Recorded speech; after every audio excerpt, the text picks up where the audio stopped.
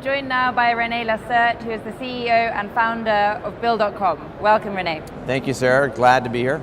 So maybe to kick things off, we can talk a little bit about what Bill.com does and why you founded it. Was that from a personal pain point that you came across? Yeah, you bet. So what we do at Bill.com is we dramatically simplify how businesses pay and get paid.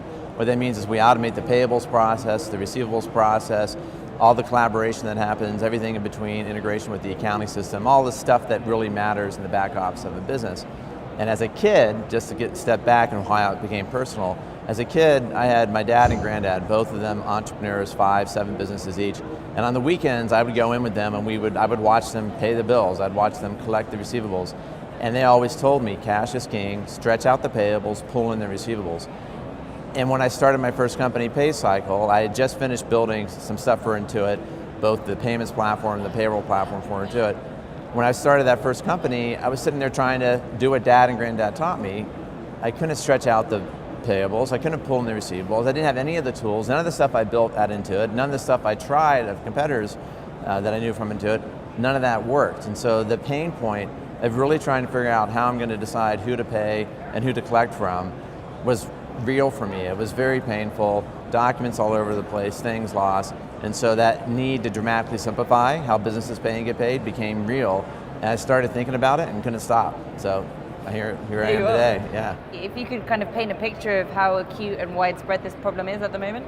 Yeah, it's interesting. If you just look at the number of checks that are still written in this country, over 21 billion checks, the last Fed survey, 21 billion checks a year are written. 19 billion involved businesses, 19 billion checks. So the vast majority of the checks written in this country are either a consumer paying a business or a business paying a business or a business actually maybe paying a consumer.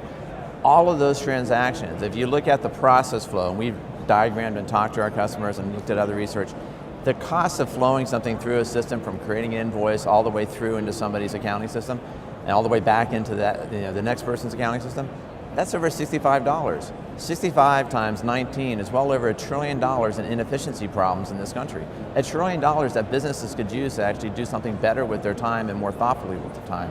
And so that's what we're excited about, is that this pain point is widespread. $1 trillion is a lot of inefficiency, and that's why problems I like to solve are always around efficiency. Okay, great. And obviously as a founder yourself, you must have had a lot of advice over the years. Is there anything that stuck with you particularly that you kind of would like to pass on to anyone operating in the same sort of space now? A couple, I would say probably 3 things come to mind. The first thing is to be passionate about what you're doing, the problem that you're solving, how you're solving. It's one of our core values of the company. It's just when you surround something with passion, good things come from it, right? Because the energy is just so positive and it's so exciting for everybody to be a part of that. So I think that's really important. I think surrounding yourself with people that you respect immensely, like your team needs to be people that you respect and think, oh my God, I could never do that job better than they are. I mean, they're just freaking amazing. You have to surround your team, you have to have people in your company that you respect and that you enjoy. It can't just be that you respect, you just have to enjoy and really look forward to seeing them. And so that is a really critical factor. If you have the passion, you don't have the team, then you're actually not going to have a lot of great opportunities to make success. And the last would be, you got to extend those 2 things into your culture.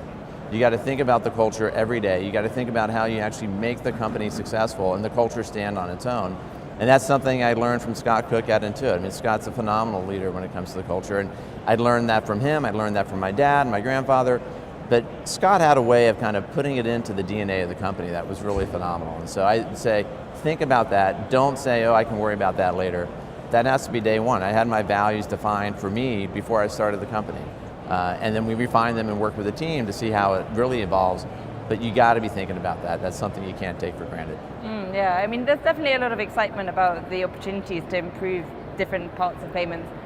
Do you feel like there are any that are overhyped, or do you think like there's just endless kind of room for innovation? Yeah, the part to me that is potentially overhyped, because I don't really understand as much about it, would probably be the Bitcoin, right? And so, I don't think that's as much necessary to have B2B payments, for example, and people aren't really talking about it from there. Faster payments, same day ACH, that's also an interesting question. Businesses, when we communicate to our customers and our vendors that they're able to be paid on this date and it's only 2 days from now or 36 hours from now, they're happy, they're really fine. So I don't understand, I haven't thought enough about the edge case for an immediate payment the same day ACH. I know there are times when that is the case, but we have wires today. So if we're just driving the cost down, then that's great. But to me, it's not new. It's like, why are people still writing checks? Let's solve that problem. So, I mean, do you think people will always be writing checks? Or? No, No? I don't. I mean, I think, well, just like there's always people that are laggards that take forever to come over, I think you will see a shift in the next 10 years that the dominant form of payment between businesses will be electronic payments.